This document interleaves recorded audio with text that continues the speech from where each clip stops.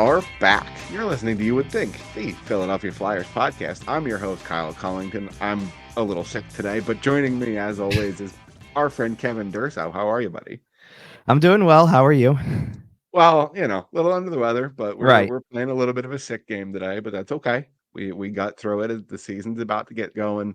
You We told me got a you had lot. you had some travel going on, and Yeah, sometimes that I usually did. leads to Yeah, it things turns things out, happening. especially when you travel to Florida. I'll just say that. Ugh, Okay. fair enough. So anyway, we are back here. We got about a week and a half till the season gets going. Our season preview in full is next week. Obviously, we'll start talking about the Flyer season a little bit here today. But the number one story is the preseason, is number 39. We'll get into that in just a second. Follow us on our social media at YWT Podcast, at Kevin_Durso. Find us everywhere you find your podcast, including sportstalkphilly.com. Okay, diving right into it. Yep. Kevin. Yes. Okay, so I've been thinking, and I'm trying to decide how big I can reasonably go here, right? Okay. I think there's a real chance that Matvei Michkov is already the best player on the team. I'm just going to start there.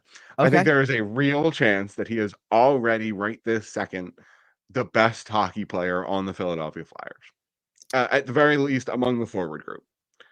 And that Right. is no disrespect to your, Travis Konechny's and your Sean Couturier's and your Owen Tippett's and your Joel Farabee's. It's been 2 games or 3 games. 3 preseason games for him. But Yes. I've seen enough, man.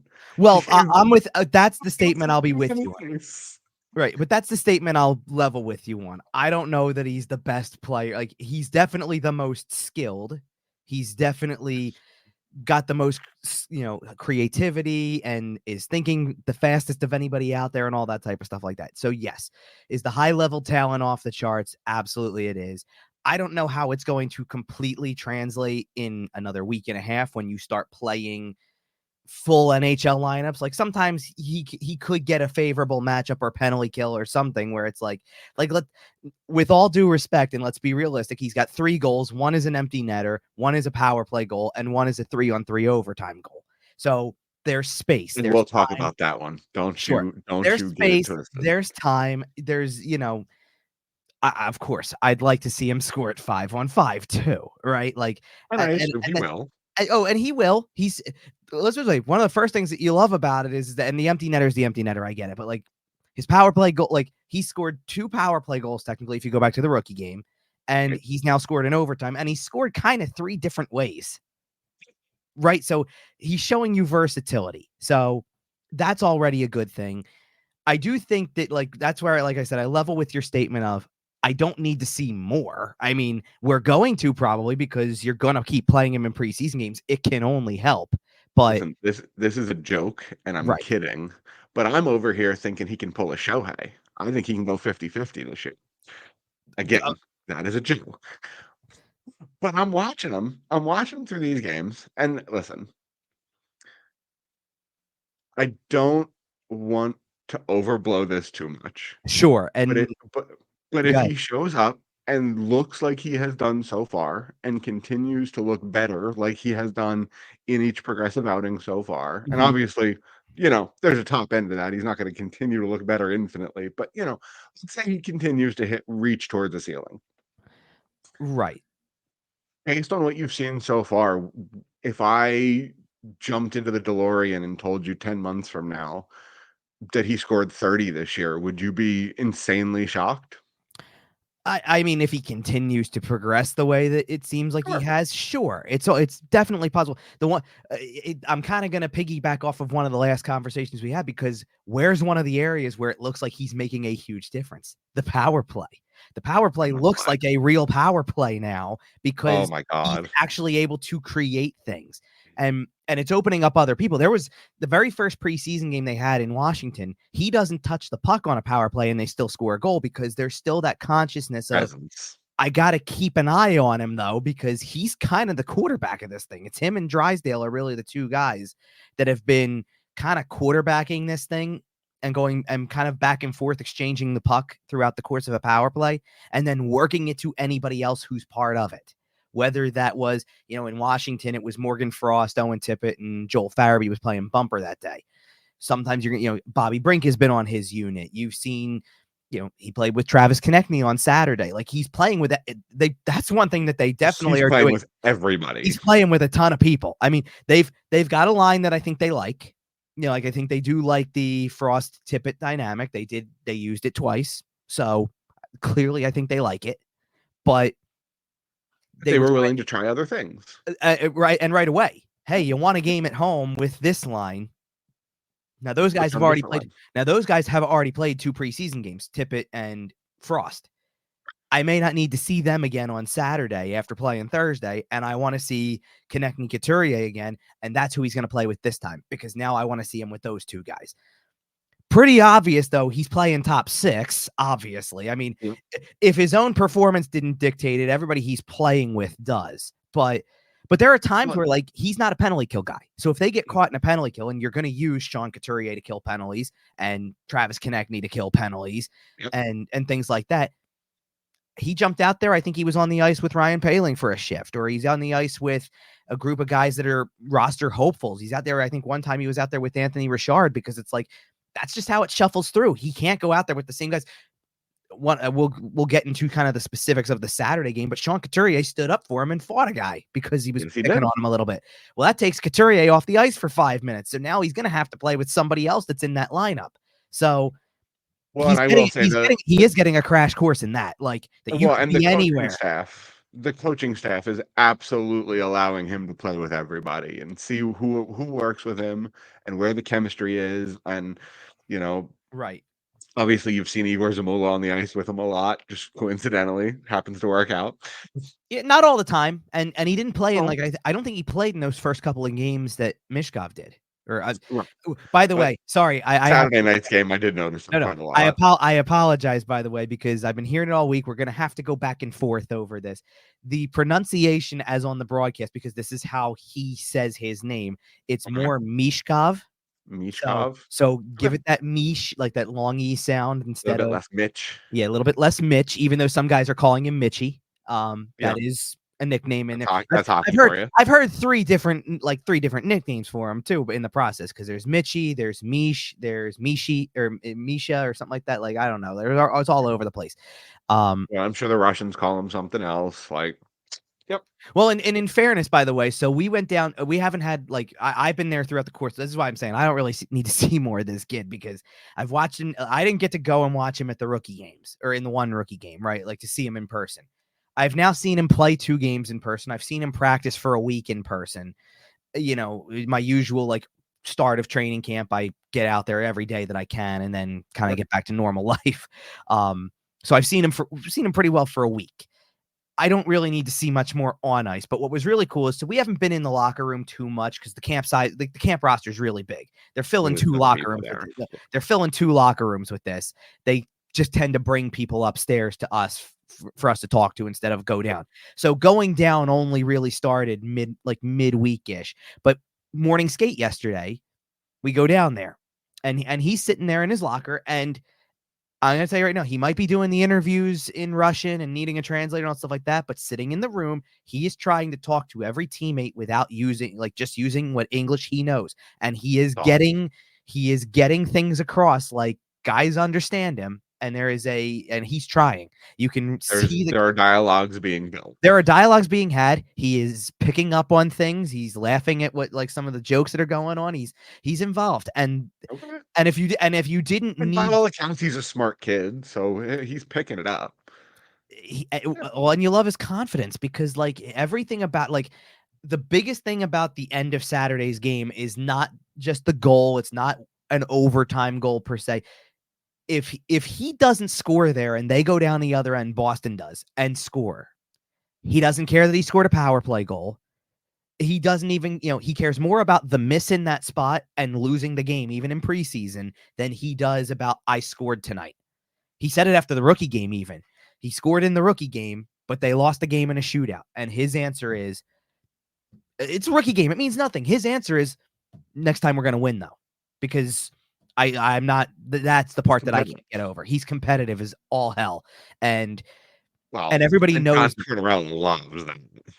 what I think. What John Tortorella loves is there is an element of his game that I don't think we all saw coming, which is, I mean, he's built. Physicality. Well, he's Oh, the built. physicality. He's built well. Like for a guy who's only 5'10", and I mean the listed weights are usually wrong on these things. So I'm looking at the roster sheet you get at the beginning of the And year. we're talking about teenagers. Like they Right. just, So he's Jamie listed. Drysdale Right. apparently showed up 18 pounds heavier this year. Right. Well, and it's never updated is my point, or Right. usually not updated. He's 190 according to the roster sheet, but he doesn't play like it. He's, first of all, his shoulders are built, his legs are built like this. He doesn't miss leg day at the gym. And then you see him out there, and he like, remember what I told you a couple weeks ago? I think it might have been a couple weeks ago, a couple shows ago, whatever it was, when we were talking about where, what combinations we like, and they listened on like one half of what I kind of wanted to see, which is I think he should play with Morgan Frost, because I think there's a playmaking element in Frost's game that will come out more by playing with Michkov and vice versa, right? I said play him with Tyson Forster because I like Forster's forechecking and go get the puck and win the battles. And then he just does it on his own anyway. Like he's built such a way he wins battles, and by the way, all the stuff about, well, he doesn't play defense. He's back checking like he does, though. He clearly is getting that message. Does he play NHL level defense? Maybe not. Maybe not. And he has moments a little bit, and it's a somewhat like, I'm not comparing him as a goal scorer in this sense, but it's a somewhat relevant comparison. He's got an Ovechkin quality to him where he's a little bit of a rover. He does kind of cherry pick it sometimes for the purpose of, I can break out faster and then get into I'm going to create dynamic on and I'm going to draw the attention. So you need to just get up ice and join me, because I'll find you. And I'll find you through. Like, that's the one, from the creativity aspect of his game. One of the biggest things I've seen so far is that, and listen, the funny part is I'm going to sit there and say he might not score, he might not get a point on anything or set up a goal or whatever. Ironically, he's had 3 straight 2-point games to start his NHL preseason career, but he might have games where he doesn't score. But so far, leading up to even, like, okay, Thursday when they're playing the Islanders, nobody scored until the third period. So for 2 periods, there's no score, there's no offense, nobody's produced anything. But even over the course of something like that, he's finding a way to make at minimum 3 or 4 plays that stand out. Like, not even the subtle ones that are good. He's making 3 or 4 that you sit back and go, oh, you're going to want to remember. Player on the ice. You're going to want to remember that later, because that sets something up. That shows the potential he has to make a play like that. He's already, because he did it in the rookie game and he did it Saturday, he's already twice at least flexed the possibility of, I'm going to go lacrosse style on you. He's already flexed that twice. He has already teased that. Yeah. He is threading cross seam passes with ease against these passing. He's an elite passer. He's an elite passer. And then finally, when you get into the overtime situation and you see that he's got a shot too. And my goodness, what a shot. He is absolute. So I like, and John Tortorella is right from the beginning of camp to be like, I'm controlling this hype. He's not speaking every day. I don't want, like, I think they don't want to put him in a spot with the things that would overwhelm him. I don't think this overwhelms him. Hockey is hockey to him. It's a universal language once you're out there, but it's easy when you're better than everyone else. Well, sure it is. Sure it is. And that was kind of, I think that's what he even said in, like, one of his first interviews during training camp about the skating drills and the skate test and the rope test are everybody's favorite drill, right? Everybody's favorite day of training camp is the rope test. Well, did you like the video they put out that looked like a movie trailer with John Tortorella as the evil villain? It was just pretty players bending over, dying. Yes. But he said afterwards, it's hard. It's hard skating now, so it's easier in a game. So that's the way he feels. His answer is, the game will be easier because we're doing all this now. Where's he from? And it kind of is. Yeah, I know. Where's he from? Yeah, I know. He's Russian. Okay. Come on. Yes. Come on. You thought the Russian kid was going to come in having skipped leg day and I didn't think that at all. It's just just if anybody thought that this kid was showing up fat, or not in the best shape of anyone on. I guarantee he's shown up in about the best shape on the team or pretty close Well, and here's another factor though too, and because he's there's a got lot. that competitiveness to Well, and him. there's a lot of other guys that are in a similar position, probably even longer than him, to be honest, at this point. But he got here at the end of July, right? You've been in Philly for a while. So he Yeah. got here, and I mean, we're talking about the same kid that showed up, and on the first day he was here, Was and trying to did get on me, the no, and did ice. me like and did media was wanted to get on the ice the day before, couldn't, so managed to the day they had him talk to everybody, but Yep. like wanted it immediately. No, just put me Sure. on the ice. That's fine. Like I just want to go on the ice. That's all he cares about. And he, And that so that level of dedication, that level of hard work, that level well, and also he's the last couple years he's played in the KHL system. Their season has started already. yeah, So he's ready absolutely. to go physically from that perspective too. Well, If I that think guys like that just never stop anyway. Like No, I agree. it's I no off agree. season, and and He he's is in the best shape of his life and is coming to absolutely wreck house on the well, and I Eagles think side. that's the part where like as much like the answer is both because you want to calm the hype, but you can also hype him up because he's only 19. Like he's only Absolutely. 19, so calm down for a second because he's only 19. He's still a teenager, but at the same time, hype it up a little bit because he's only 19. What do you think He if he looks like this at 19? What do you think it's going to look like at 23? I was about to say Connor McDavid's still getting better at 27, and maybe he's not Connor McDavid, but if he's still getting better by age 25, then he's a top 10 player in the No, league. but what did I also tell you after the rookie games too? That like he scores in the rookie game, but it wasn't like, and that's exciting, but it wasn't Yeah, the rookie game that Bedard had where it's like, oh, here's 3 goals and right. 5 points or whatever. It And then he wasn't goes, dominant. no, but then he goes out and has 2 performances in preseason on home ice that you do come away from it going, well, so like this team has scored 5 goals total in 2 home preseason games, and he's factored into 4 of them. Get used That to tell it. you what kind of right. That tell you what kind of year that this is probably going to be. Like, you can try to deny all you want to that it's not the Matvei Michkov show. It's going to be because Not maybe it's Cobb show. he's making. I Guaranteed. mean, he's going to make one play. Like the play that I think about. I think it was from the Islander game, not the Bruins game, but he goes into the corner and he even and almost nothing comes of it. Like it just creates a little bit more space for him for a few seconds, and then he ultimately like I don't want to use that it's a turnover, but like they don't end up with the puck for much longer. But Isn't he this makes when he was he just holding the no puck against the boards? no. This is him going. He's going down in the corner and he kind of does one of these between the legs moves where he puts it between Oh, his yeah, legs yeah, and yeah. keeps moving it forward. Now nothing really more amounts to it, but you see again, like right there, like, oh, look at how he's thinking. Look at how his He's brain is going. I'm telling you from upstairs, from my vantage point, from upstairs, you can see the wheels turning in his head as the game goes on. You and can see he's 2 steps ahead of everybody else.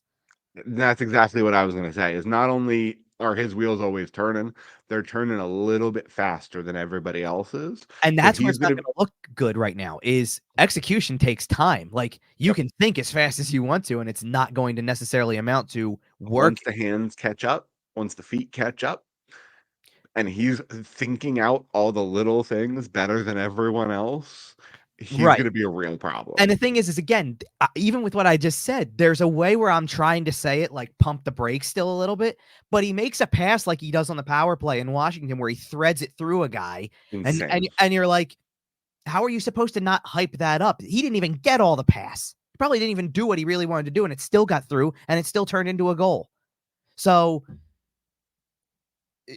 I'm supposed to calm people down over that.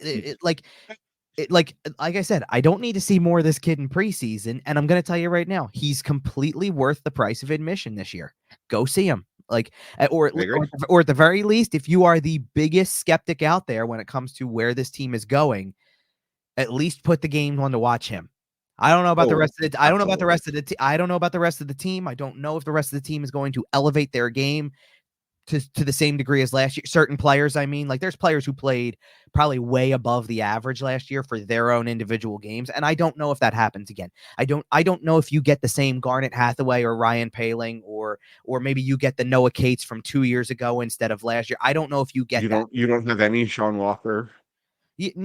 Well, you don't, but can I shift out of the Mishkov Oh, realm for a second? one more thing on Mishkov before we Yeah. get off it.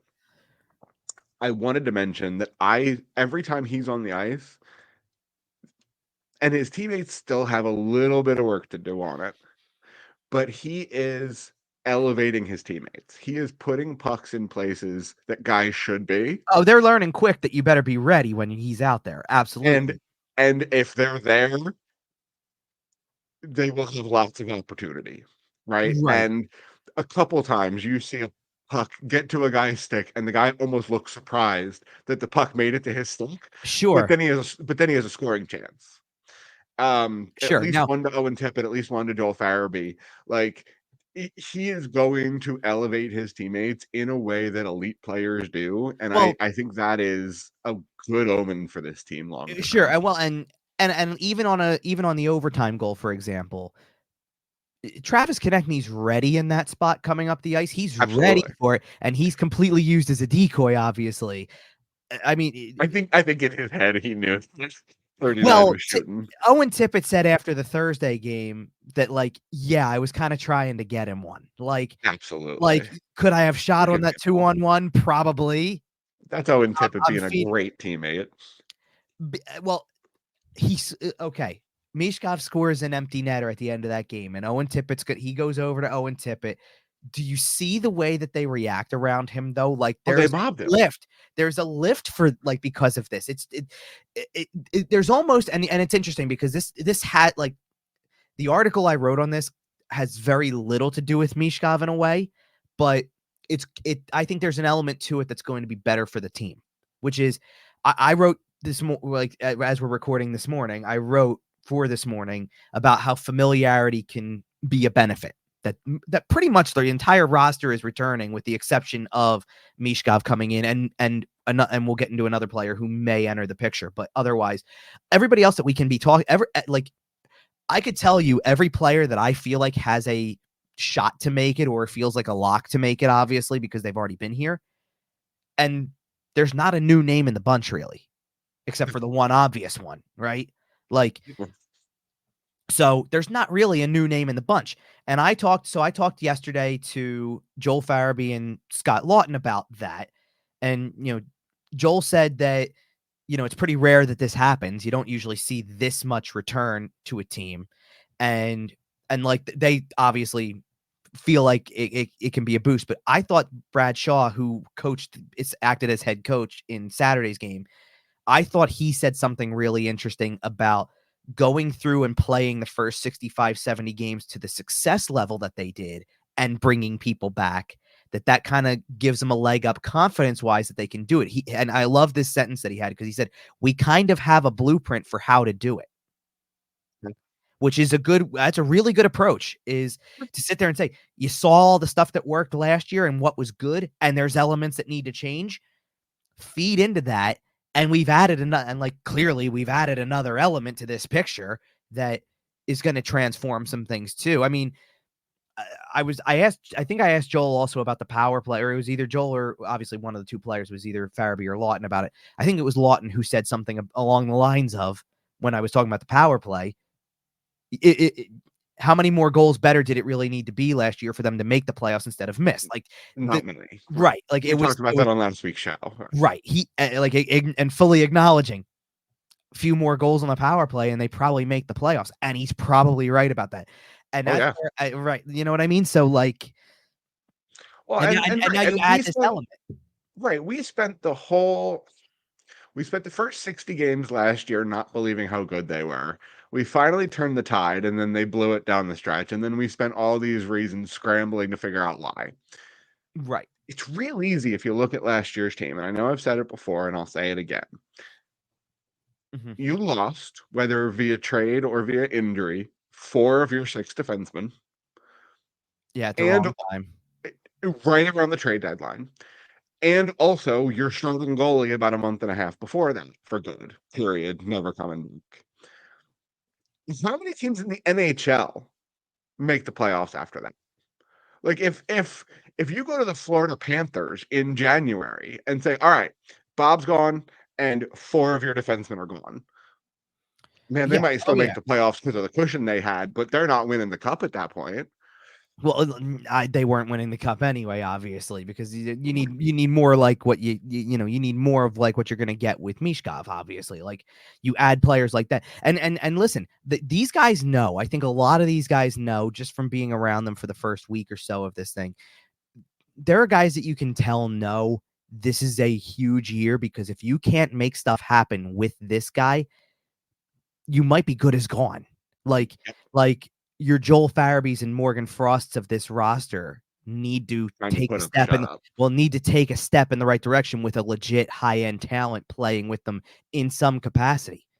Like I don't think they feel like I shouldn't say I don't think they feel this way. I know they don't feel this way, because you wouldn't give contracts out for the long term if you felt differently. It's why Travis Konechny is signed for the long term and why Owen Tippett is signed for the long term. But is Morgan Frost and is Joel Farabee on much more of a contract than what he signed way back when? Like that's running out. Like Yeah. those are more tradable than Owen Tippett and Travis Konechny, because you've established those two.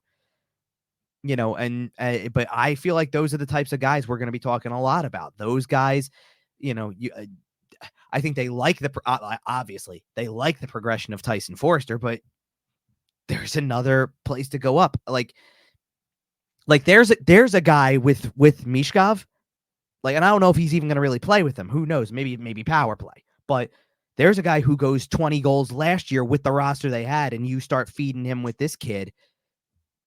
30's realistic. Yeah, I agree. 30's very realistic, because like that's what he can do. That's what this kid is capable of. So, and to go back to the familiarity thing, I think that's what's beneficial, is that everybody else is familiar with everybody else. So you all are in the same boat with getting familiar with this 19-year-old kid who's going to be a very key figure on this team. And they've known it since day one. And Sure. let's put it this way. I think that like this is a conversation that ends up happening a lot during, like I've heard this a lot with the Phillies this year and things like that, where it's enjoy the ride, right? Like for a second, like as much as the focus is the end goal, stop focusing on the end goal and enjoy some of what happens, right? That's one of the things. And I think, because I think the players are doing that. I think like the players have this mindset of, I think we got it. Like we enjoy the benefits that this gives each one of them on the ice, obviously with the talent, but like I think I posted a few pictures from the first Saturday of training camp. That was also a season ticket holder event. They had something like, I believe the number was 1,300 or up between 1,300 and 1,500 just season ticket holders register for the season ticket event, not including people who just walked through the door Just that showed up day to practice. to show up and watch. It was packed. This fan fest type thing they have. It was absolutely packed. And Michkov said something along the lines of, I forget where this was, but said something along the lines of, I've never seen my name on that many jerseys before. Like, Right. I've never seen that many jerseys with my name on it. And so he's taking some of it in. But I think that players who have been here, I think that when like a Scott Lawton or Sean Couturier, you've been here, and in Lawton and Couturier's case, especially when you've been here for a few playoff runs at times or been around playoff You've teams, seen the heights of this team. right? You see the hype that happens when they're good. Yeah. You're feeling something pretty special right now just by watching, like at the end of the day, You those have to know this is the start of something. Well, right, but at the same time, like what I'm getting at is if you're in their shoes, you have to be sitting there going, we missed the playoffs last year still. Like we missed the playoffs last year and we've missed 4 years running. And all that had to happen was this potential superstar shows up. And he had to fall to us at 7th. We had to sneak him to Voorhees for a that's going to be one of the most talked about aspects of this thing, because if and like I said, I'm not trying to elevate his expectations. I'm not even having him score 30 per se, like just the kid himself. I'm more focused on I do really think that like the 50 to 60 point mark is realistic. I think that having twice as many assists as goals is realistic. He's kind of I saw a sports book had his over under at 43.5, and listen, I don't give gambling advice, but smash the over. That might evolve as the preseason goes along. Like, get on it now. Like I don't think he's a half a point per game player. You know, I don't think he's that. Oh no. Especially Well, and that obviously is assuming health, which sure. can't really be controlled. Yeah, but he's the opposite of certain guys that you can talk about health wise. It feels like where it's like he seems like much more like he seems like a gym rat. He seems like a physical specimen of sorts, where it's Oh, like he cares very much about his health and cares about playing and wants to play all the time. So do I expect him to miss a bunch of games? Probably not. Like there's a different conversation to be had for the positions that are more like that can be physically demanding. The goalie conversation requires some injury talk. absolutely. We're gonna sit on this all year long with Jamie Drysdale and Sean Couturier and wonder, are you gonna be okay for the long haul? Yeah. And even Bill Farabee a little bit, but to a lesser extent. Farabee was mostly okay last year though, health wise. It was more Yeah. just It seemed like he was running out of gas a little bit down the stretch. Obviously not as bad as Couturier, but no so listen, guys like Tippett and Konechny get like because they just want to push it so hard sometimes that yes. You'll they're run it till the battling wheels fall things off. right, and they're battling things usually. Well, Um, you mentioned injuries and how it might affect the goaltending situation. yes, The goaltending situation shifted this week a little bit in Philadelphia in kind of an unexpected fashion. When we last spoke, right, Alexei Kolosov had taken his ball and gone home, and pretty much the plan was that he was going to play in Minsk and not really show up. And right, then all of a sudden, the Flyers sign a PTO, turn it into a contract. The next and then day, Alexei Kolosov's on a plane to camp. right. So how did you hear about this, Kevin? Like, how did this all go down? I mean, well, it went down obviously mostly during the course of this week as like more and more. I mean, they rolled through the first however many days of camp basically with four guys, and like if we go back to the beginning of preseason, great that Carson Bjarnason got into a game and looked good in his brief NHL appearance. Like that's legitimate. Um, like legitimate gameplay for evaluation when you take a goalie who's junior destined and say, Big even if it's game. AHL guys, you're gonna want to play these guys because that's not what you're gonna see in a week. Like Sure. when you go back down, it's gonna be a little different than this. So face the AHL guys, it's still an accomplishment. So he's poised to have, he doesn't play on the best junior team. But so his numbers get a little skewed because of it, but he's poised to Yeah, but like, juniors are weird. He might get traded for 17 first-round picks well, oh, I know, and I'm not saying that. Oh, well, the bigger story with Bjarnason is that he's been talked a lot about being an option for Team Canada Canada World juniors. Juniors, and that would be a very substantial thing for the Flyers to have a prospect goalie who makes a World N- Junior tournament. And Never gone poorly for the Flyers before.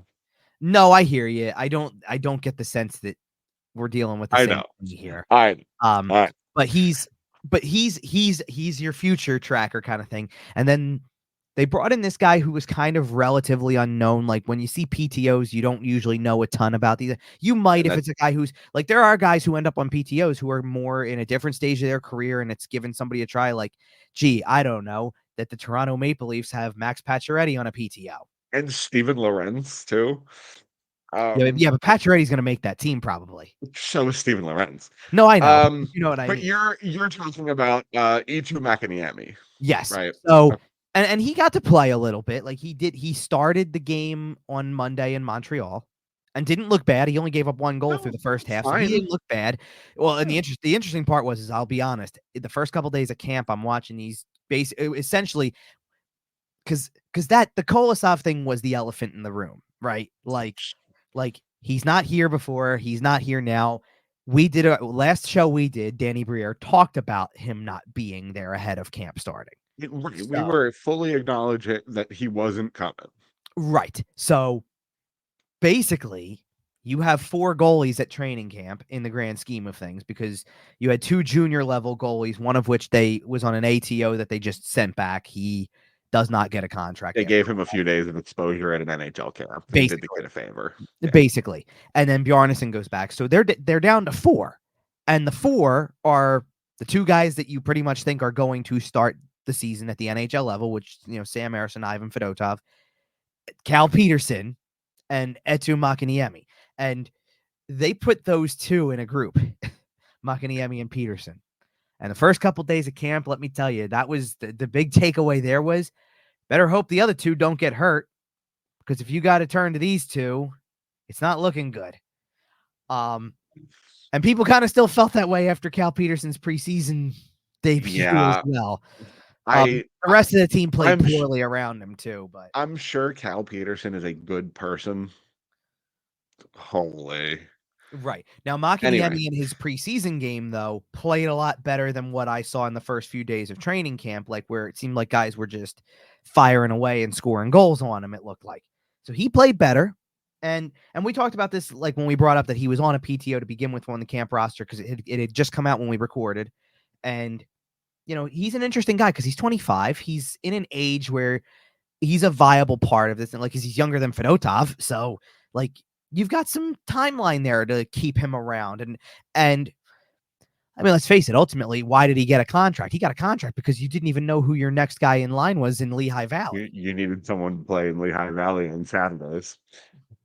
Pretty much. And so Kolosov now comes over and wants to be part of, or seems like he wants to be part of the picture. Now, right away, by the way, so there was all the stuff about how he was coming over. And then the next day, there was a report out that I saw that said something about, oh, he's coming over because he wants to work out a termination of his contract in person or whatever. Which can't be done remotely or whatever.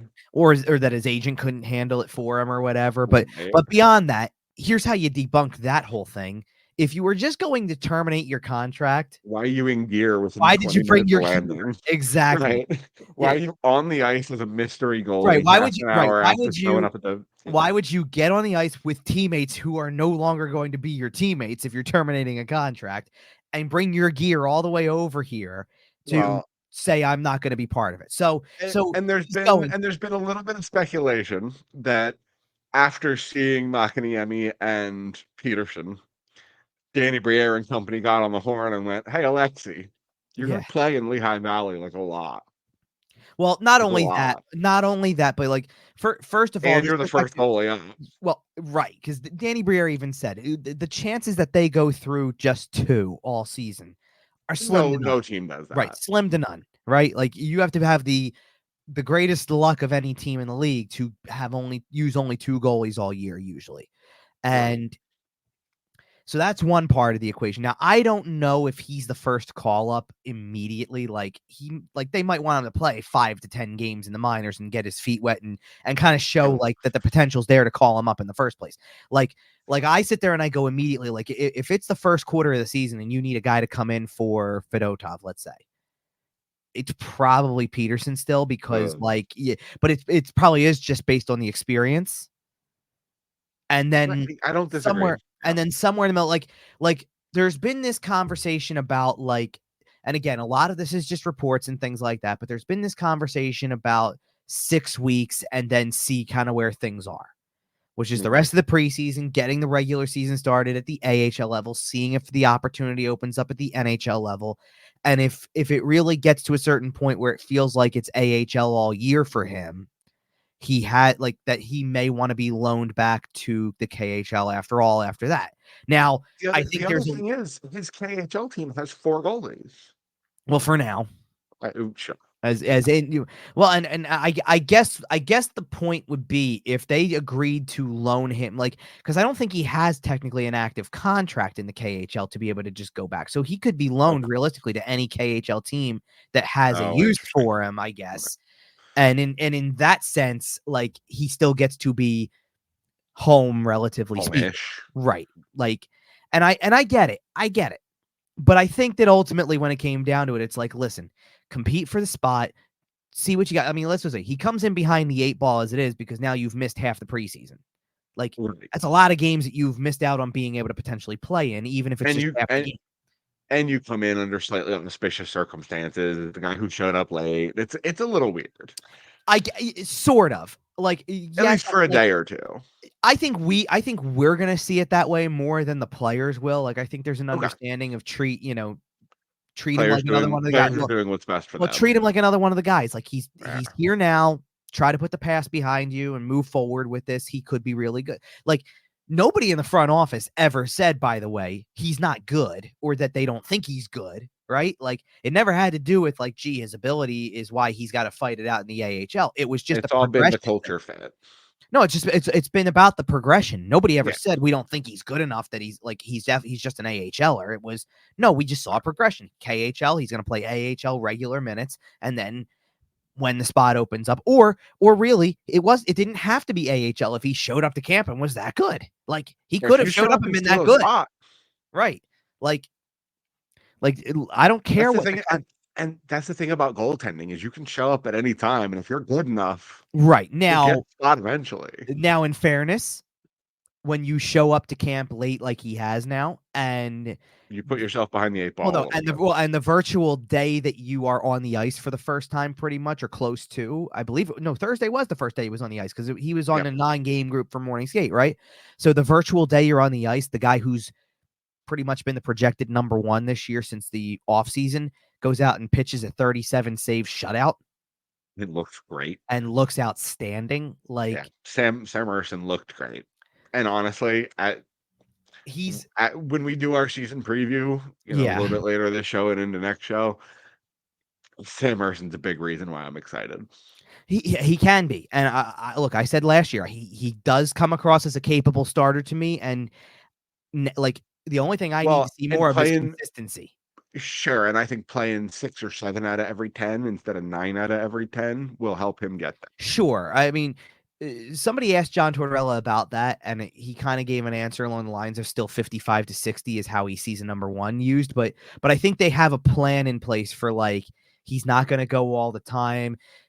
I love He's not how going to play 28 out of 30 down the stretch. I love how, Or and listen, whatever it I'm was. sure Harrison physically was feeling it a little bit at the end of last year too, but he Sure, he insisted loved the he was reps. right, but he insisted he didn't feel as bad physically. It was more the mental preparation of blocking out the previous game that quickly, going as often, I guess, as he did. It's like I Well, guess especially when it really started well falling apart. because I'm assuming too, like the SHL, you have a little bit more of a gap between some of your games, maybe, or they rotate differently, and it's like, okay, like you got thrown into it because it just was a situation. And Torts admitted that also, about how basically when it came down to the end of last year, he basically said, I just couldn't trust any of the other guys. Like He hated what he had to do to Sam, but the right, problem is nobody else could play hockey.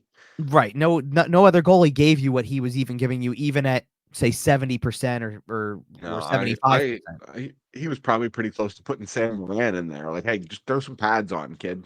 Yeah, for We'll real. figure it I out. mean, Like, you're and big, just block the puck. right. And listen, you can't take, because I asked Torts about Fedotov specifically, and he even said it's not fair to judge him off of last year at all. No, absolutely not. No. And he's been here the entire offseason too, and he's definitely put in some work. There's still an element of his game where it's not pretty. It's not like Harrison just looks fundamentally sound out there. There's a calm, cool, and collected nature to his play that you can tell right away when he's having one of those games. So when he's locked in, he's locked in. Right. Fedotov, it's not about that he's not locked in, but Fedotov's got a kind of look, the big body makes it a little bit of a unique way of goaltending. He relies on his athleticism a little bit more. Like I believe I saw like after the Boston game, Jim Montgomery kind of talked about like he's so big, he takes up so much of the net. You got to kind of figure out where you're going with it, because there's just not a lot of net to shoot at. Yep. You know what I mean? Like, he's a big dude. Yeah. So like he takes away a lot of space, obviously, but there's elements of it. Like he kind of got caught a little out of position before Boston scored their first goal. Like he's flopping around a little bit because there's a lot going on around him. But I've also been encouraged. Like some goalies are just like that. Right. But here's also the example. He plays Boston. He gets the full game against Boston, just like Garrison got the full game against the Islanders. And for a full game against Boston that goes overtime, all that stuff like that, he makes 25 saves on 27 shots, and that will check out every single time for a backup. Yep. You get that from your backup, you are completely satisfied with games like that all the time. Yep. And because if you lose 2-1, you're blaming your offense. You're not blaming your backup. And to my knowledge, well, 2 of the 4 goals he's allowed have been deflections off of his teammates, which, specifically the one in Washington where he looks like he's going to get it, and it just goes the complete opposite direction after hitting Nick Seeler. So I don't really fault him for it. Now, I if mean, you've been like, listening to this show long enough, you know we'll give goalies a break on deflections like that. There's not much you can do. now what did I tell you about Sam Emerson, by the way, last show? Okay. You asked me to put an over under on the number of periods he was going to play this preseason. I feel pretty good about my answer because I said I think he gets like 6 or 7 periods, and I don't think they're going to play him much more this week than they have to, because what more do you need to see after the game he gave you in his one preseason start? I think you give him one more game I think he gets typically just the to two. keep him. Well, Yeah, I call the last home game, which they're going to play on Thursday against the Devils. the Devils. I call it the audition game because it's usually when you try to roll out as close to the opening night lineup as possible. That's the only thing I'm hesitant about in saying Harrison just definitively gets that game is that now that Kolosov's here, and if you want to use him in preseason games, you've got a limited window left. And one of the parts of that limited window is a back-to-back. I don't think you want to have this kid start 2 games in a row to get used and then use Harrison in the final game. I think something changes with that. I wouldn't be shocked if Kolosov actually played maybe in that Devils game. By the way, the Devils team that shows up for that game is going to be embarrassing. If you roll out your opening night lineup, you should win that game by 12 goals because Well, the Devils' real team opens the season the oh, that's next right. day Yeah. and I was going check to say, in. well, they should. I was about to So say that will not be the Devils lineup. no. That's going to be Utica, right? Is that who they were? Yeah, No, that's gonna be Utica, isn't that it? will be Utica because the real Devils will be in Europe. Right. So you're not getting. I So mean, you weren't getting one of the Hughes brothers anyway because he's hurt. But you ain't getting no, any you're not Hughes getting Jack brothers. either. I know you're not No, getting. Quite literally, you're not getting Jack you from ain't the getting Devils Jack. lineup. So anyway, hammer the Flyers on Thursday if you're a betting person, because Even in the freaking preseason, apparently. But yeah, I all like. right, listen, we gotta line ourselves up for a gambling sponsorship eventually, right? I hear you. But the Kolosov thing, it does create a different element now to this whole thing. And honestly, that's going to be a take it day by day kind of situation with him. Like, Absolutely. he's going to have to play a lot. We'll see where it goes. Hopefully it goes the type of direction that they want to, because Do you think he plays on the island on Monday? I think there's a good shot of it. Yeah. Okay, at least a Um, period or two, even if it's a split game. I'd say safely, if anybody plays that isn't going to go the whole game, I'd say safely they're getting half. Okay. That's what they did with the Montreal game, was half and half. The Washington game was 2-1, but they gave the 2 to the guy who pretty clearly is making the NHL roster, so it was a little, Right. 2 periods go to the NHL guy, not the junior kid. Right. Like, he's going back after this game pretty much. But so anyway, let's kind of keep moving along, and let's talk about what we've seen, and then we'll get into like any of the last minute roster discussions, because the goalie discussion kind of works itself out or whatever. Yeah, and I do think these are gonna lead into kind of our roster discussions here Right. Well, I because had a few guys I wanted to talk about, because there's guys who have played in maybe more preseason games than we thought, things like that. I want to start with one of the guys I know are they you. are they names I called out ahead of the preseason as There's names to watch through the preseason? there's one that I know you love, because and on top of it, he got into a preseason game, which I think was unexpected. He's off the team now. He's already back in juniors, but he got an ELC Yeah, for his work. let's start with Spencer Gill then. Yeah, Spencer Gill. Look, and now I've seen him in person a couple times at practices and in scrimmages. By the way, he's Yeah, raw. He's raw, but sure. good skater, really good skater, and And for a dude that big, that's huge. you can see after watching him in practices and scrimmages and things like that, you can see why they went up to go get him. They moved up to get him, and there's clearly a reason why they like him. And The kid is mean. he's got does he have time to go before we're talking about him as a Flyer? Sure. But Sure, he's eligible for juniors this year. Obviously, they sent him back. They may send him back next year as well. He'll probably get an AHL year to transition. Like this is a project type player. This isn't a guy I expect to be on the Flyers next season. I'm going to take him and lump one more guy in, and I'm going to tell you guys who need to be very scared right now about these two. So Spencer Gill is one, Hunter McDonald is another. Oh yeah. And if you're seeing these two guys, if you are, well, I'll give you one who should be really scared because he You didn't have the puck in the corner. no. I mean within the roster. Oh, okay, like okay, okay. players that they would be competing against for spots. Talking about is Rasmus Ristolainen about to come out of your mouth? No, not really. Actually, I've been Oh, really okay. impressed. I've actually been really impressed with his camp coming off of an injury. He's Okay. looked really good. I agree. Like I've had zero question about him, and I guess And just really, mean play style wise, I feel I like guess realistically too, yeah, Spencer Gill, Hunter McDonald, Oliver Bonk is still around. Oliver Bonk has now played in 2 preseason games. He and hasn't been cut yet. he's still not ready, but Okay. he's way better than he was when he came in fresh out of the draft and got 1 preseason game for being like good in drills, Is right? is he at the point where you'd let him play a regular season game before you send him back? No. Okay. No, he hasn't beat out anybody who's on like the defensive depth chart yet to me, but you thought he was good in juniors last year. I think like he's got a chance to be among the best in juniors this year Oh, he's gonna light the world up. because the one thing I take from his games is you threw him out there against on the road against New Jersey. They put the A lineup out there pretty much, or they put way more veterans out there. You were just giving him a taste, and he looks overwhelmed, right? Like, oh, this is a nightmare. And he didn't With have very little help around right. And him. I'll admit he didn't have the best game in Montreal either.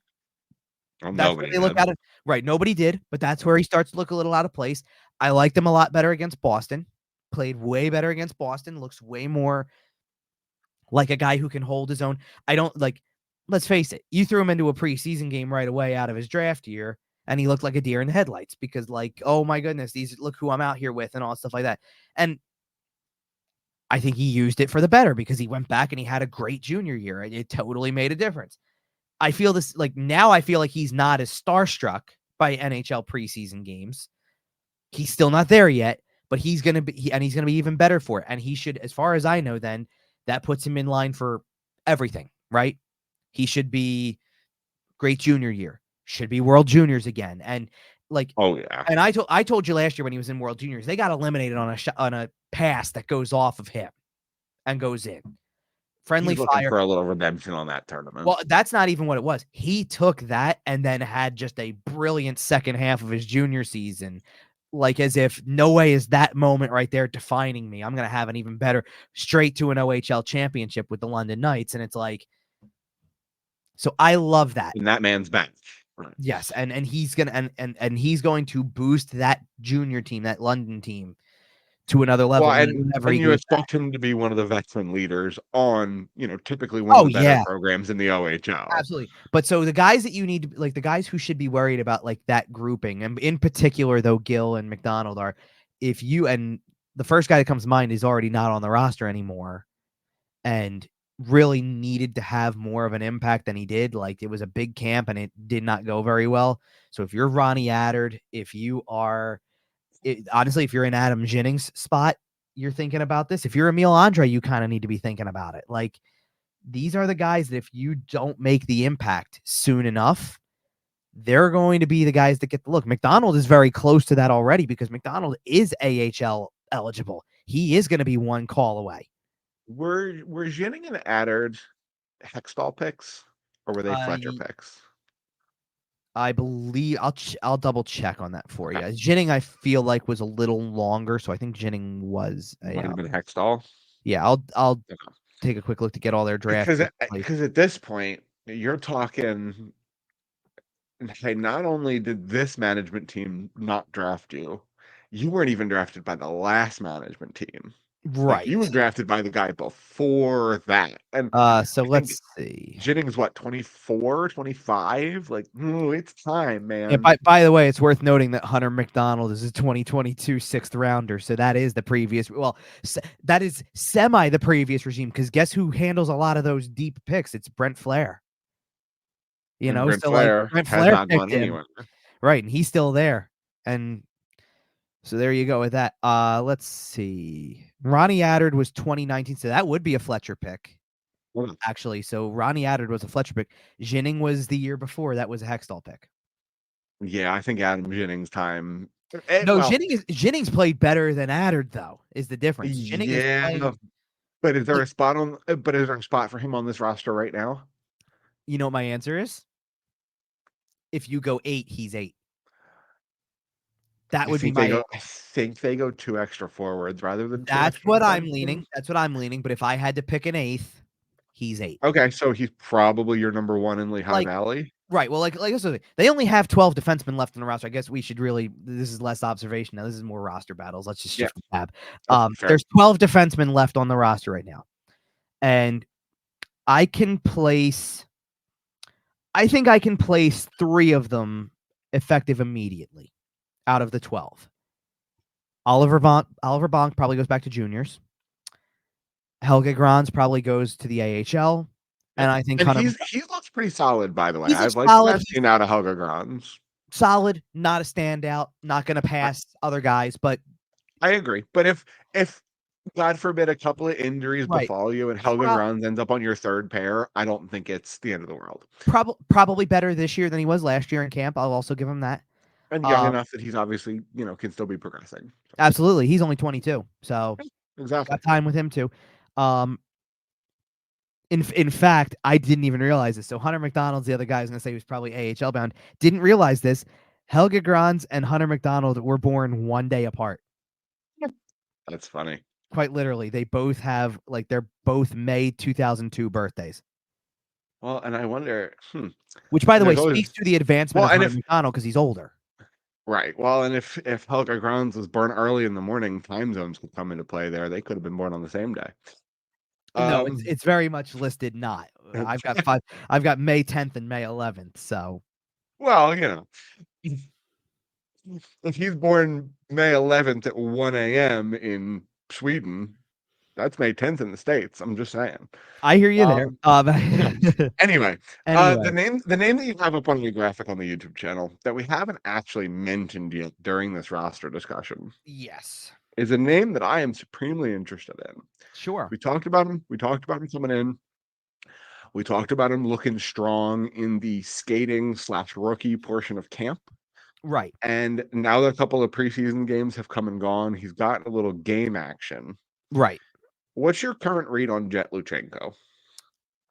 I think I'll repeat what I had after the rookie game for part of it, which is there's definitely way more there than I anticipated out of the draft specifically. I think we really brushed aside a lot of the talk that was, went with a lot of the talk that was out there and kind of brushed aside the pick. Yeah, this is an upside play and it's going to take some time to see what he really is and all stuff like that. A lot of people didn't like him. Right. This is not me hyping him to, that just means he's ready. He's more ready than I thought. I certainly did. I don't think it's impossible. I don't think it's crazy to say that he has looked far better than any of us expected. Absolutely, by far, because the thing with him is he's one of the youngest players in the draft this year. He just turned 18 on August 21st. So within basically just over a month ago, about 5 weeks ago, he turned 18. He turned 18 and showed up to camp 3 weeks later. Practically, yeah. I mean, 2 weeks later. Pretty much. And for rookie camp. Yep.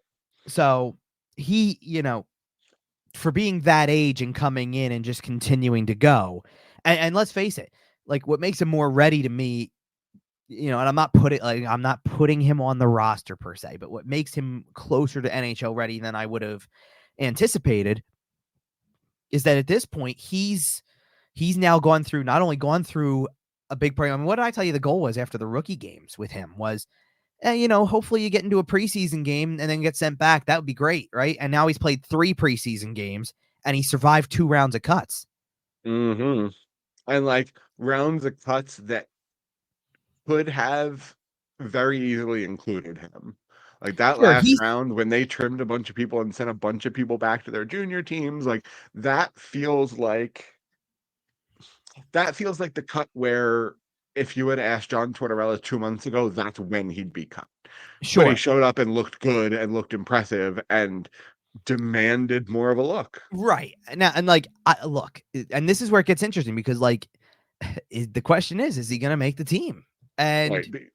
And in case for some reason anyone is listening and doesn't know, his only 2 options are to make the Philadelphia Flyers or to go back to his junior team. There is no AHL option here.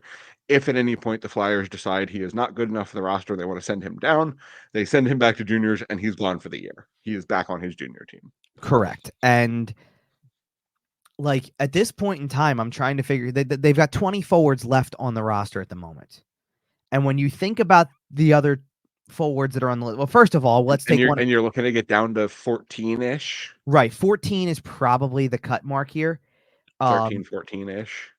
It depends on what they feel like they want to carry. And listen, they might carry 14 if they feel like he's worth a spot too. Like you may just say, I'm carrying an extra forward if he's the guy who gets it.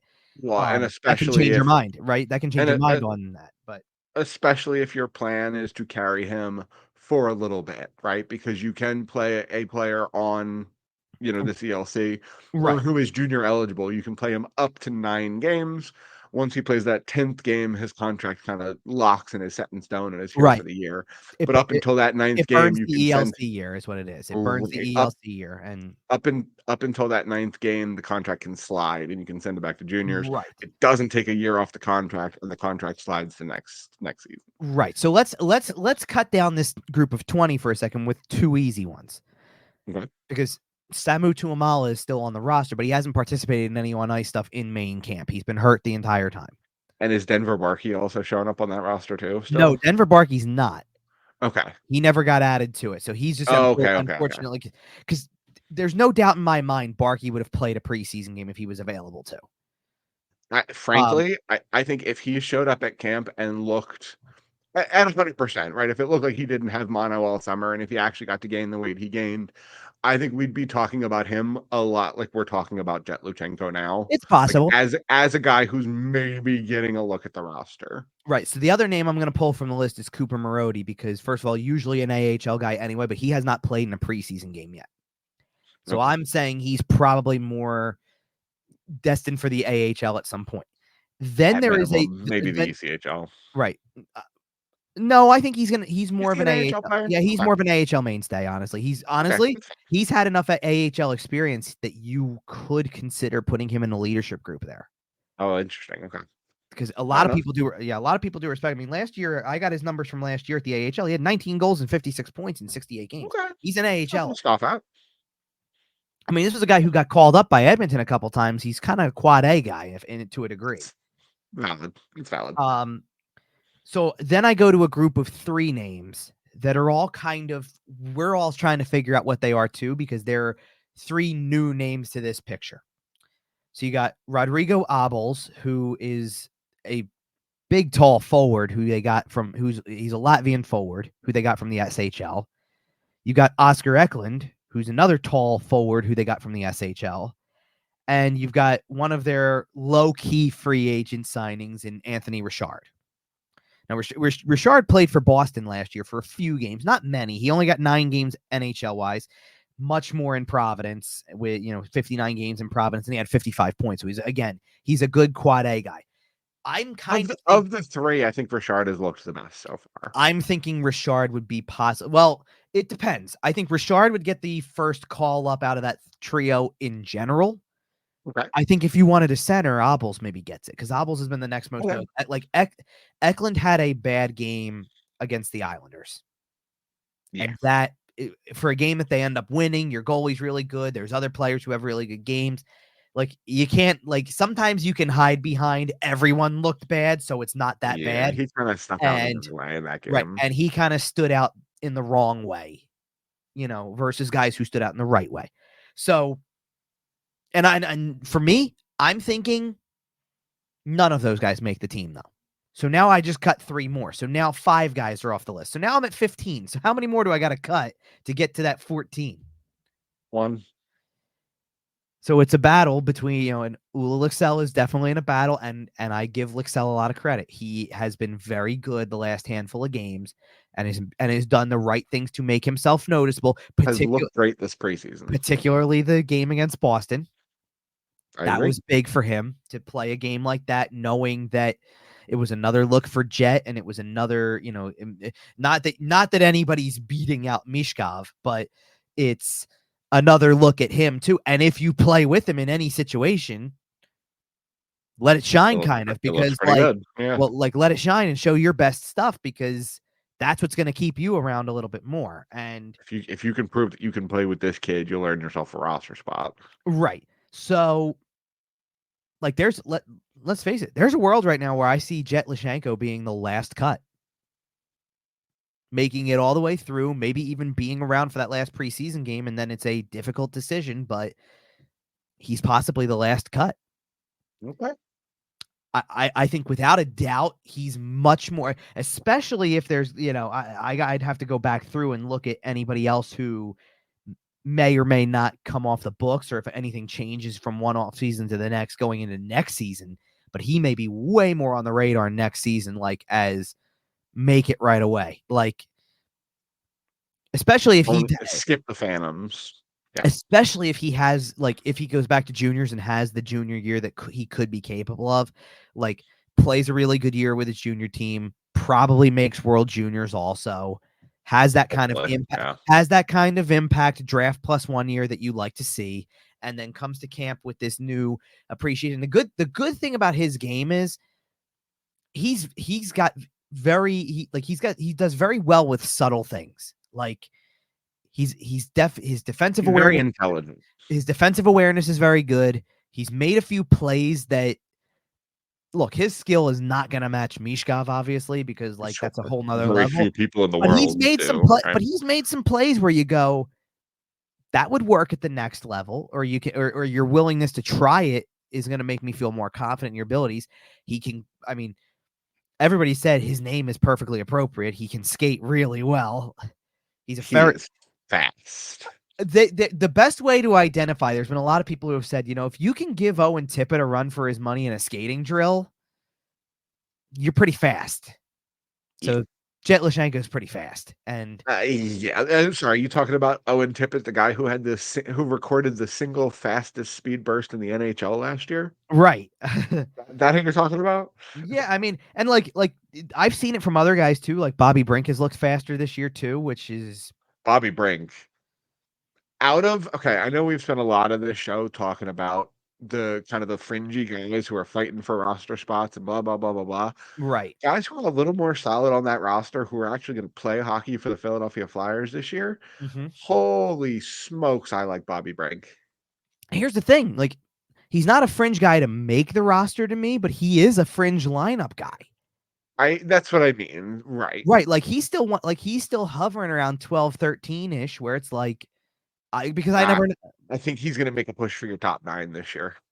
Well, that's where he has to play if he's in. Yeah, I agree. But I'm saying in terms of pecking order, like, all right, we've seen this before. There's guys who kind of get picked on because it's like, if you don't do certain things, you're not going to play the next game, right? We've seen it with Torts all the time. If your first line is Konechny and Farabee with Couturier in the middle, and your second line is Michkov and probably put Tippett with them, with Frost in the middle. Wow, you're really bumping Forster to the third line? Who gets up there? Well, who gets up where? I put Forster up in the top, and I think Forster's a top 6 guy at this point. Okay, so who's in your top 6? So, okay, who are your wingers in your top 6? You have 4 of them. One's Konechny, one's Michkov, one of them's Tippett, and the other one's Forster? And I think Farabee's on the third line right now. Okay. So you have Farabee and what is it? Farabee and Brink on the third line then? Yeah. Probably Farabee. Like what you're looking at is that, and I'm doing this trying to judge off of what I've seen most, I guess. Of course, yeah. Forster, Couturier, Konechny, okay. Tippett, Frost, Michkov, Farabee, Paling, Brink, and then Lawton, Cates, and insert name here, Lixell, Delorier. Yeah, whoever makes the spot. Well, although I'll tell you what changes that dynamic. If it's Jett Luchanko, do you think he makes third line and bumps Paling down to the fourth? Yep. Because I think they like Luchanko and Brink. Actually, I also like Luchanko and Brink. You know what? Actually, that's another line they've experimented with, is the whole line Farabee, Luchanko, Brink. They've had that out in a game. So I wanna see that line in that final preseason game. And if it looks good, if Luchanko looks moderately comfortable there, right. Obviously, we still have some time, but I'm willing to give it a shot. And then here comes the interesting dynamic is if Luchanko makes it somehow. And listen, I'm coming from a standpoint, to me, I don't think he's completely ready. I just haven't seen enough stand out. Like, you want him to look a little bit like Michkov a little bit. Like, I'm not saying the exact same player, but you want him to have a few games. Like, his game Saturday against Boston was way better than the game against the Islanders. Much more noticeable, doing things that will help you make a team. Absolutely. Is it enough, though? I don't know. And I worry about, listen, you have to pump the brakes on Michkov a little bit because there's going to be moments he's going to play full NHL lineups. He's going to not score every single night. He's not going to have 2-point games all the time. But he's going to put up his fair share of goals and points because the skill is there and we can see it. I'm not saying it's not there with Luchanko, but I worry that those 9 games are going to be like, is he going to be too invisible? And as a result, then you send him back, and now it's adjust to the fact that you just kind of got humbled at the NHL level, and now it takes you longer to get back into the rhythm of the junior game because it's a completely different animal. Like, and I'm not talking about physically. Like, he can play physically junior wise, I'm sure. Like, how can he not? He just got drafted first round, and after he goes through a camp like this, he probably can up his totals a good amount just by having played in this much preseason and all that stuff. It's mentally, do you want to put, like, if you hang the prize right in front of him all the way through the preseason, give him a taste of the NHL and then rip it away, how is that going to affect him mentally to kind of get back into, I've got to be a leader for my junior team, like where you're not taking nights off kind of because you're sulking about I didn't make the NHL, basically. You know what I mean? And I do understand that, right? Like, you don't want to break the kid's psyche. You don't want to dangle the carrot too much. Right. But what if, okay, Sean Couturier stepped in pretty right away, and there's an argument that it his offensive development, as far as his Right. career goes. Scott Lawton stepped in pretty young. There's an argument that it kind of curbed his development a bit. So I'm not necessarily just full bore saying put him on the roster, play him, he'll figure it out, because like I do acknowledge Oh, some of yeah. the potential pitfalls. But if the kid has come out and has already looked this good, has already looked steps above where we expected him to be, if he continues to look good and earn a place, I'm willing to give him the try. Now, if he struggles a little bit, you just kind of have to hope that the kid has the resilience to bounce back and say, "Oh, I Right. got a taste. I, It wasn't quite enough. Here's what I need to do to push over the next one." And the other thing being, like you mentioned, he is a very young, 2024 draft pick. He just turned 18. So if at any point in this process he ends up back in juniors, I right. don't think that's a bad thing because it gives him another year to physically develop. Sure. And listen, I want to be clear about something too. Like, I don't necessarily think, like, I hate to go to the extreme that some people do go to where it's like, I don't think the NHL, like, I'm playing right away, ruins him. I I don't agree. I don't think it's going to be the biggest help, but I don't think it, like, it's because right away people go to the extreme of the worst case scenario that, oh, you bring him up too soon, it's going to ruin him as a prospect. I don't think it's going to ruin him. I just don't know if, for me personally, I don't know if it's the right time. Now, I will say I'm not downplaying him still being here, though.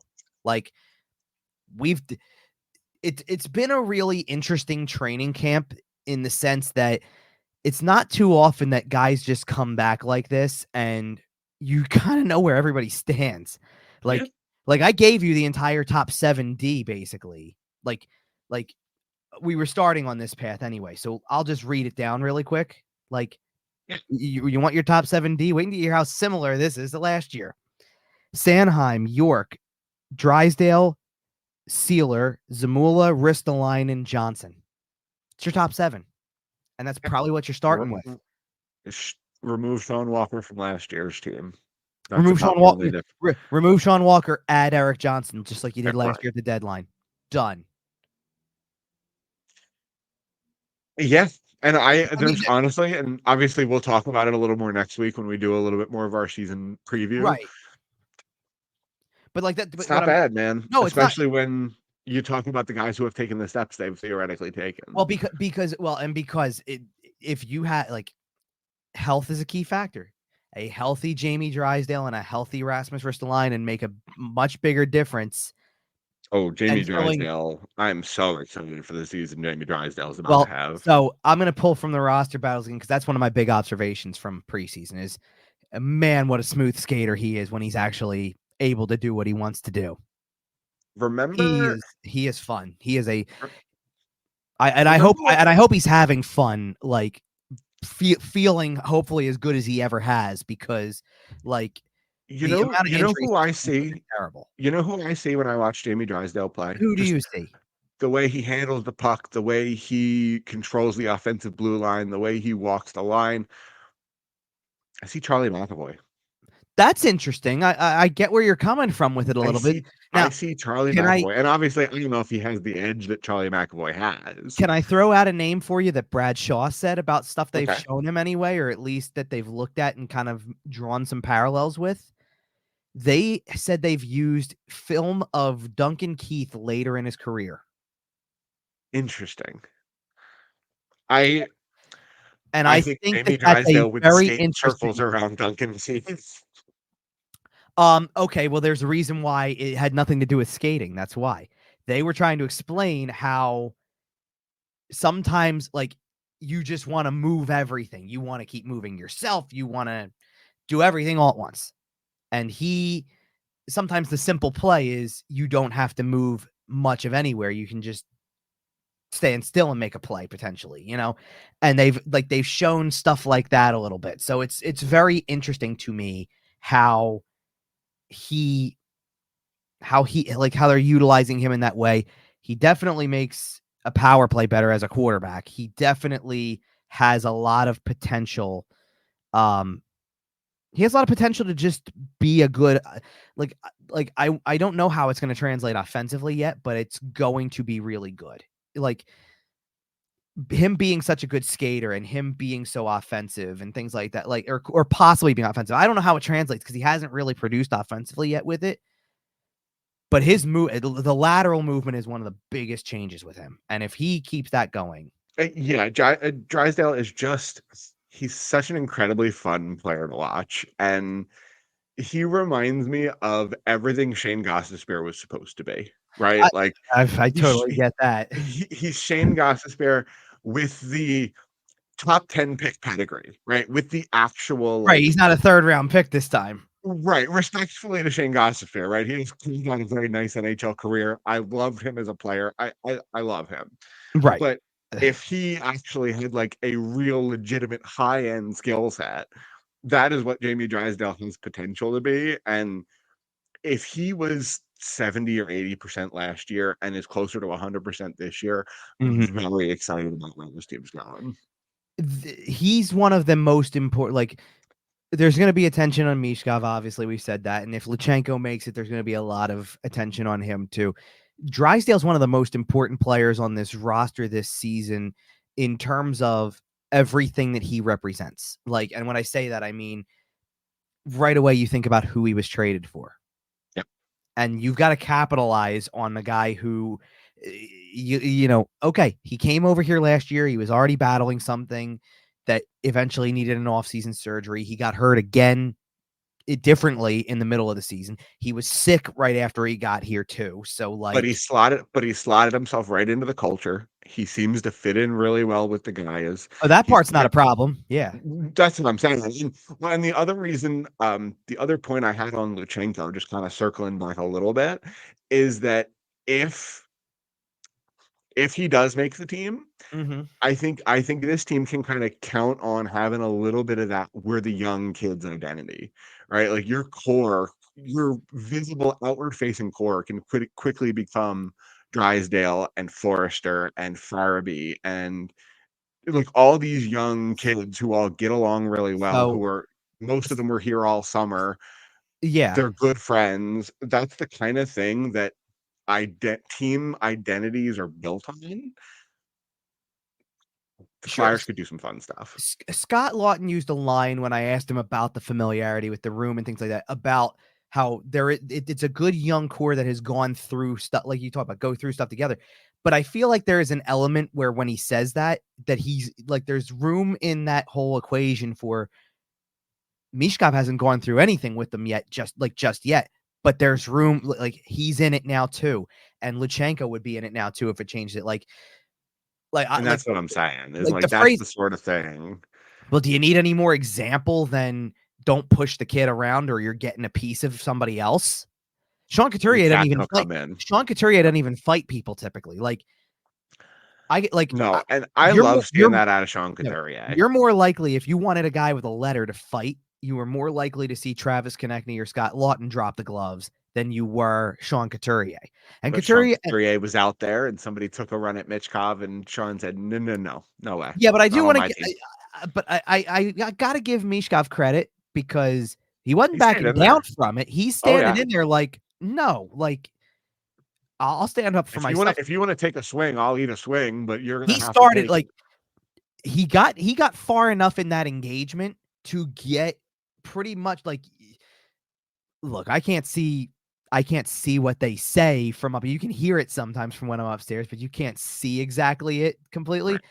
He got far enough that he got a "you want to go" from Billy Sweezy there. You know, absolutely. He like there was an element of, all right, you want to keep go, like let's go, right? And also Billy Sweezy, the most Boston Bruin. Well, that's not where. Guess what? That's not even where he played. For last year. Last year he was. But he finds his way to the Boston Bruins. I hear you. He was with the Columbus. His name is Billy Sweezy. He was the. He was with the Columbus organization for the last several seasons. Just saying. Okay. But you can't see it on the clip or on camera or anything like that. But I got to I can imagine Sean Couturier from out of the picture yelling something about like, hey, over here, let's go. You know, absolutely. And he came in and the gloves were down instantly. He acknowledged like, you're still, because it's preseason, don't break your hand or anything. Like, try to be careful. Like, I'm not trying to, right. But at the same time, like, and Travis, like, Konechny said something along the lines of, after when they talked to him after the second intermission, he didn't obviously been involved in the fight, but something along the lines of, we get to show him what Flyers hockey is like. And isn't he one of the perfect representations of like being able to say, he's like one of the perfect ambassadors for it on the active roster, to be like, yeah, we're here to show him what Flyers hockey is. And you fully believe it when you hear Travis Konechny say it, because Travis Konechny has a huge element of Flyers hockey built into him. It's in his blood at this point. And if he doesn't get the message yet, he'll get the message next game, because he'll go out there, he'll take a hit, he'll skate back to the bench. Nick Delorier will jump over the bench, and then it won't be a problem anymore. Right? Like, well, that's what gets challenging with this roster thing, because with Luchanko, it's like, you got to cut somebody for him to make it. And who is it? And like, I don't know that they would, like, if they had to pass through, you know, if they had to pass Ulla Excel through waivers, would they lose him? I don't know. I don't think so. I think there's more than zero probability on that, but it's not majority probability. Like, it's not, you know what I'm saying? Like, I don't see it being a 0%. If you pick the right day, you should be able to slip them through waivers. Right. And I think that's fair, but I think there's also what the reason I wrestle with it more is not because I think you have a potential of losing him. I think he's earned a spot. I don't disagree with you on that. And the problem is that what's your alternative? You only have so many slots. Nick Delorier, who the general manager told you on the day that Michkov showed up, is your new best friend. Yeah. Right? Like, I look, now maybe things change. Now maybe things change though. You know, Sean Couturier is out there dropping the gloves for you, and you've got guys like Scott Lawton and Garnet Hathaway and players who can. Well, and another thing I will say, if you do want to give Jett Luchanko a tryout, if you want to give him that 9 games, that may be less if he does, you know, even if it's a couple, you can stick Nick Delorier on waivers. He will clear in his contract number. Stick him in Lehigh Valley for a couple of weeks just while Luchanko plays his tryout. Then call him up when you send Luchanko back to juniors. I just worry about, like, again, I worry about it. Like, to me, if you're going to make that move, I hope he's sticking. Like the hope should be he's sticking. Well, I don't necessarily know if I like it if he's sticking, because I do want to have Delorier for your Bostons and for the Rangers and Then for your big heavy divisional games. then is it distinctly possible that Lixell could have as good of a camp as he's had, and if they just like Luchanko better, he makes it. Like that's the winner Just of your for spot. Like if you're asking me to Sure. evaluate on performance, Delorier is the guy who goes. Right, and we've talked Strictly about on that performance. forever, especially at the number. But role is different. Like that, you're right. That's the guy who, like, especially if you're playing the Rangers and Matt Rempe's out there. Like, That's what I'm saying. I want a guy who's going to go and take him on, and I can't expect, I need to have him in the dressing room where I can put him on a lineup if I need. And guess what? You don't want Sean Couturier taking care of business that day either. No. Like, No. You don't even want like Rasmus Ristolainen taking care of business on that day. That one I could see, honestly, because he could probably handle himself, but you know what I mean. You'd much rather have Laurier than. I mean, I wonder, like, believe it, like think about other protectors on this team. Nick Seeler would do it. Nick Seeler would do it with anybody, because you get him fired up. He's insane. Right, you get him exactly when he's fired up. He is. Yep. Like seriously, the dude's the nicest guy out there, generally speaking. Until you get him mad, you make him mad, the Hulk comes out. This is not necessarily a compliment, but Nick Seeler's a flyer, boy. Yeah, he sure is. All right. Well, Nick Seeler was blocking shots in the preseason opener. Come on. Yeah. Sprawling, blocking shots on a penalty kill. Of course. Right. To the point where Jim Jackson mentioned it on the broadcast Saturday night. They asked the defensemen to not block as many shots so that their goalies could actually get a little work. I know. All right. But that's because that day they only faced like 23 shots or something. It was like it was that in a game that was split. All right. Well, we have one more week's worth of preseason games. It is 3 total games: Monday, Tuesday, Thursday. Ending on that Thursday game against the Jersey Devils. Like I said, bet heavy on the Flyers in that one because all the real Devils are in Europe. Sending everybody to Europe. Yep. So Flyers by 6, take the over. All right. And we will get a lot more clarity on the roster situation between now and our next show, more than likely. I mean, next Sunday when we do the show, it's 5 days out from the start of the season, so you're very close to this submission date. Like that Sunday might be the cut day. To be honest, I was kind of, while we were recording this today, I was on standby just in case they did make one. Like Makaniemi went down to the Phantoms officially today, so which really doesn't mean anything, because guess what? They went from having he wasn't going to play on the NHL roster. No, it wasn't that. It's not that. It was now that Kolosov showed up. They went from having 4 goalies. Well, they went from having 4 to, for a day, having 5 to having 4 again. So really it's not a huge deal. But somewhere soon enough, like there's going to be another cuts coming somewhere in here, and when that happens, I mean, that's why, like you said, you're going to get down to, like, I would not be surprised by that Thursday game if you are looking at, honestly, if you're looking at the potential of 15-9-3. Yep. And the 3 goalie is easy to identify because it's probably another look at Kolosov. Probably. Defensively, I'll take my pick over like Jinning playing again, and maybe it's McDonald, maybe it's Andre, somebody that they want another look at. And forward wise, probably Luchanko. Just the roster battles we were talking about, right? Right. It's Lixell. But isn't it weird that like there's so few right now? Like usually you hear rebuilding team and you think, lots of battles, and it was for like last year. It was. Where's the rebuilding team? This team just missed the playoffs, Kevin. Well, I would argue something. This team just traded Cam Atkinson for Matvei Michkov. Well, that's where I would argue. This team just traded hurt Jamie Drysdale for healthy Jamie Drysdale. Well, and that's where I was gonna like kind of argue against it, is that you're getting a full look at Drysdale now, hopefully fully healthy, and seeing what you got. You are bringing in, as much as you've got these 2 prospects, and Michkov certainly is the big one.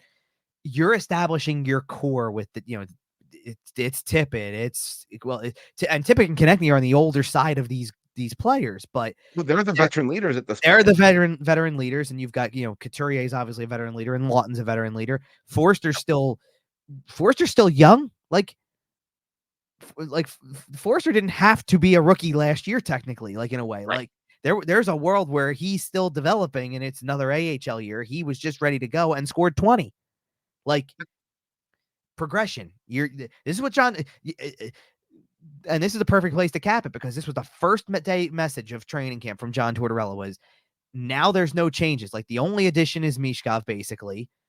It's pretty much the same team. Everybody knows what to expect. And he flat out said it. We have no money. So where are you getting saved at? Who are you signing? We have no money. They're not adding anything. Right. So guys need to step up and be better. Yep. That's what you're waiting to see. And we'll see. I mean, it's going to be, that's probably the biggest intrigue of the whole thing is we'll see how much better some of these guys can be. Yep. And we'll step up. We'll see who steps up and makes the roster this week. And what did I say? Like, as a perfect place to end it. What did I say last show about like the way I see it? Because I didn't have them making the playoffs, and I still kind of don't when it comes down to it. But what's the way I do see it? Does Michkov elevate you that much, power play wise, and maybe just generally speaking, right? Like, yes. Okay, so that's your answer. And we will pick it up next week with our full season preview, including the full Flyers breakdown, as well as maybe some divisional previews. In the meantime, follow us on social media at YWT Podcast. Follow Kevin at Kevin_Durso. He's tweeting during games. Make sure to follow him there. Follow us everywhere you find your podcasts, including sportstalkphilly.com. And like I said, we're back next week. We are back on our weekly seasonal schedule. So we will be back next Sunday, Monday. We'll probably record Sunday. I don't know if the episode will go up Sunday or Monday, but either way, we are back in the weekly schedule.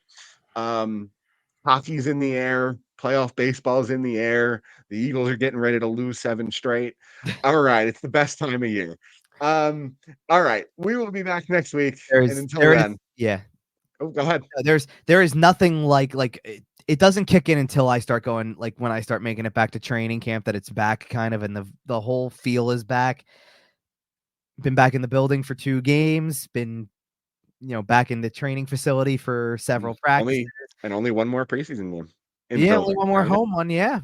That's it. Be on the road for a little, and it's gonna be different watching from home for a couple of days. I've enjoyed watching the in-person, the Matvei Michkov Show with a front row seat, Well, now you get to watch it on TV like the rest of us. So, all right, we'll be back next week. Until then, we'll see you.